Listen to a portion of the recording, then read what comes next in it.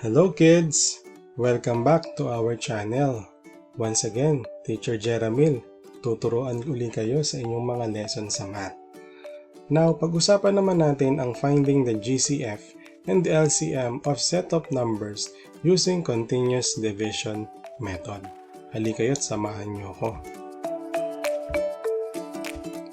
Unahin natin ang greatest common factor or the GCF. The greatest common factor is the greatest number that can be used exactly as divisor in two or more numbers. So sa division process o sa basic operation of division, gumagamit tayo ng divisor. Ang divisor, ito yung ginagamit natin na panghati dun sa dividend or dun sa number. Now, kung binigyan tayo ng dalawang number or mahigit pa, ano yung number na pwede natin gamitin sa kanilang dalawa? Greatest common factor ang tawag natin doon. So one way of solving the GCF of a set of given numbers is through the process of continuous division method. So bago yan, alamin muna natin yung prime number or prime divisor. Itong prime number at prime divisor, ito yung importanteng number na gagamitin natin sa continuous division process. Okay, so pag sinabi natin prime number, ito yung mga numbers, yung mga number na mayroon lamang isang set of factors. Ito yung halimbawa. So sample nito is 2, 3, and 5. So pansinin ninyo, ang factors ng 2 ay 2 times 1 lamang. Pag binaligtad mo yan, 1 times 2, pareho pa rin. 3 times 1 and 5 times 1. Hindi katulad ng number 4 na pwede kang gumamit ng 2 times 2, 4. 1 times 4, 4. Katulad ng 6 na 6 times 1, 6, and 2 times 3 ay 6 pa rin. So, ang tawag natin dun sa mga numbers na yun naman ay composite number. Now, ito naman, dahil nga isa lang yung set niya, prime number ang tawag or prime divisor. Tandaan nyo yan mga bata. Okay, so in continuous division method, we have to consider the following steps. So, ito yung steps. Mamaya, magbigay tayo ng halimbawa at sundin natin yung mga steps na to.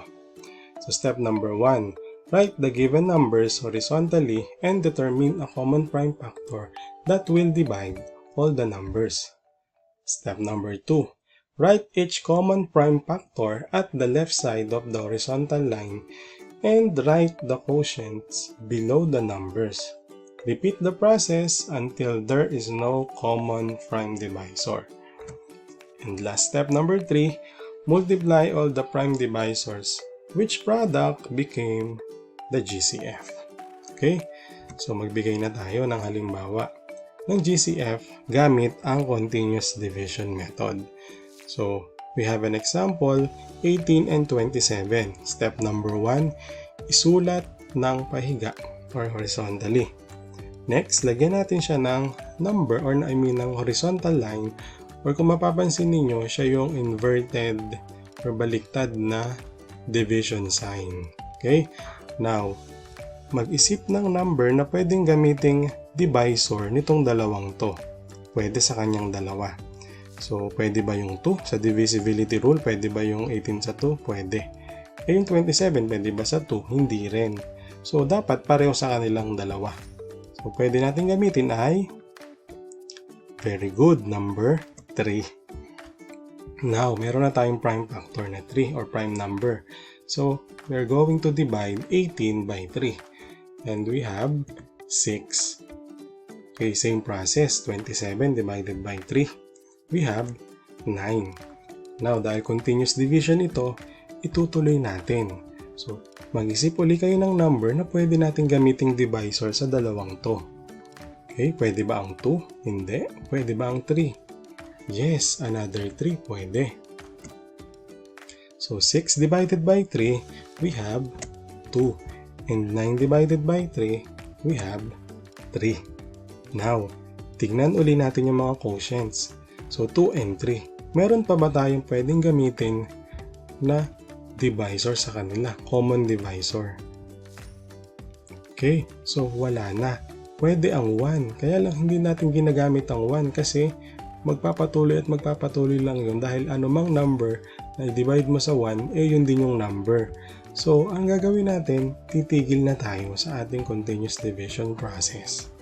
So, no common prime divisor other than 1, meaning end of the division process. Kaya ano na pong gagawin natin kung tapos na yung process? Multiply the common prime divisors. Ano po yung prime divisors? Ito yung ginamit natin kanina. So, i-multiply natin yan para makuha natin ang GCF. And our GCF is 9. So, the greatest common factor of 18 and 27 is 9. So, try natin. 18 divided by 9, we have 2. Nakita nyo ba? 18 divided by 9, we have 2. Another, we have 27 divided by 9, we have 3. Okay, so tama yung sagot natin. Now, dumako naman tayo sa LCM.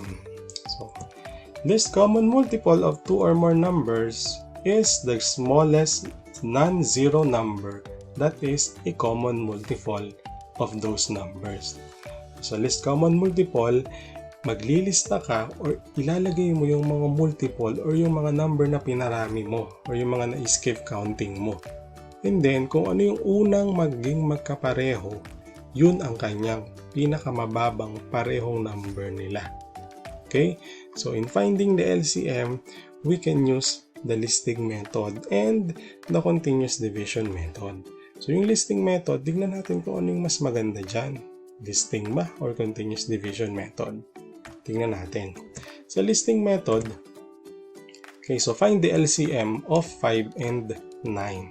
So, ang gagawin ay maglilista tayo from the word list. Maglilista tayo, okay? Ililista natin yung mga multiples o yung skip counting by 5 and by 9. So, makukuha natin 10, 15, 20, 25, 30, 35, 40, and 45. Sa 9 naman, we have 9, 18, 27, 36, 45. So, kung mapapansin nyo yung dalawang dulo ng mga numbers natin dyan, pareho silang 45. Yun ang ating magiging LCM or the least common multiple. So, tingnan natin. Mula sa 5, papunta sa 40, wala tayong makikita na kapareho nito. Naintindihan po ba? So, kung hindi ito lamang 45. So, ito yung pinakamababang meron sila magkapareho. Okay po. So, ang listing method ay ginagamit lamang kapag maliliit lamang yung number at ilang piraso lang. Paano kung apat na? Halimbawa, 5, 9, 12, and 15. Mahirap nang gamitin ang listing method kasi merong hahaba, merong maiksi. At nakakalito siya kapag naglista ka ng marami. Okay? So, it is efficient or more efficient na gamitin ang continuous division method. So, ngayon, gumamit na tayo ng continuous division method para naman alamin ang LCM. So, find the LCM of 18 and 27. So, same number na ginamit natin kanina dun sa GCF. So, 18 and 27, sulat ulit ng pa-horizontal, lagyan ng horizontal line, and then, number or common divisor na pwede sa kanilang dalawa. So, yun nga yung 3. So, we have 6, dinivide, 27 divided by 3, 9. Okay, think of a number or common prime number na pwede sa kanilang dalawa. Yung ginamit natin ay 3. So, 6 divided by 3, we have 2. 9 divided by 3, we have 3. Now, kanina sa GCF, tumigil na tayo dito. Now, ang kaibahan ni LCM, idediretso natin siya hanggang itong dalawang to ay maging 1. Okay. So, dahil gusto nating maging 1 siya, magbigay tayo ng number na pwedeng maging 1 itong dalawang to pag dinivide natin. So, sa rule natin, kung anumang number dinivide sa sarili, ang sagot ay 1. So, pwede tayong gumamit ng 2. So, 2 divided by 2, we have 1. Eh, teacher, hindi po pwede yung 3 kay 2. Eh, di ibaba natin siya, 3. Bring down 3. Now, tuloy natin. Dahil 1 na itong 2 kanina, ito na lamang 3 ang ating pakikialaman. So, we have 3. 3 divided by 3. So, ibaba muna natin yung 1 dito. 3 divided by 3, another 1. So, dahil pareho na itong number 1, ito na ang ating gagawing susunod. So after you complete the division process, tapos na yung continuous division. So multiply all the divisors, which will be the LCM. So ito yung divisors natin sa left. Ito siya. Yun na yung magiging LCM. Imumultiply natin. So we have 3 times 3. 3 times 3 ay 9. 9 times 2, 18. And 18 times 3, that is 54. So meaning, the LCM of 18 and 27 is 54. Okay po. So yung GCF natin kanina, ng 18 at 27 ay 9. So ang LCM naman natin ngayon ay 54. Now, so how to find the GCF and LCM in one continuous division process? Ay pwede pala yung teacher, isang computation mo lang, makukuha mo na yung GCF at yung LCM. Yes, pwede, shortcut. So ayaw ko kayong mahirapan, tignan natin kung paano gawin. So find the GCF and LCM of 12 and 18. So tulad nung ginawa natin kanina, sulat muna ng pahiga. So 12 and 18, think of a number na pwedeng gamitin sa kanilang dalawa as divisor. 12 and 18, kung mapapansin nyo, pareho siyang even number. So pwede siya saan? Sa divisible siya by, okay, so pwede siya sa 3. Pwede rin siya sa 2, teacher, di ba? Pwede. Kaya lang, baka maiba yung sagot natin. Hindi po. Kung ang ginamit mo dyan ay 2, pwede. Kung ginamit mo ay 3, pwede din po. Okay, test nyo yan sa sarili nyo. Pwede nyo gawin. Okay, so we have 12 divided by 3, 4. And 18 divided by 3, we have 6. Okay, kung mapapansin nyo, 4 and 6. Ito, pwede tayong gumamit dito ng 2. Kung ginamit natin kanina dito ay 2, gagamit tayo rito ng 3. Okay?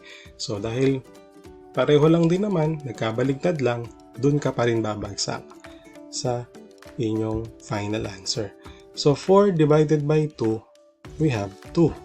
And 6 divided by 2, 3. Now, dahil wala na silang common divisor, ito na yung ating magiging GCF. Ano yung mumultiply natin? Yung 3 times 2.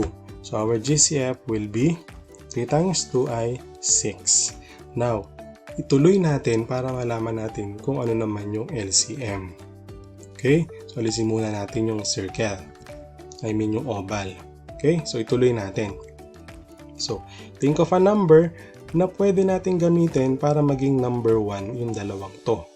So, pwede unahin natin yung number 2. Pwede yung 2. So, 2 divided by 2, 1. Okay, bring down 3. Next, another horizontal line. Dahil 1 na ito, yun namang 3. So, gumamit tayo dito ng 3. So, bring down 1. 3 divided by 3, we have another 1. So, dahil 1 na yung nasa pinakang ilalim natin, pwede na tayong kumuha or mag-solve for the LCM. So, multiply natin yung mga divisors. So, we have 3 times 2 times 2 times 3.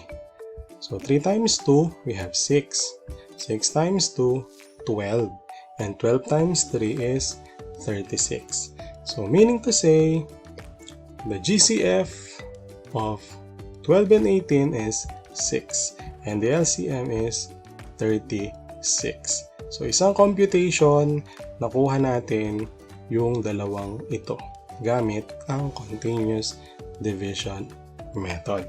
Naintindihan po ba mga bata? Okay, so dyan nagtatapos ang ating video about GCF and LCM using continuous division process.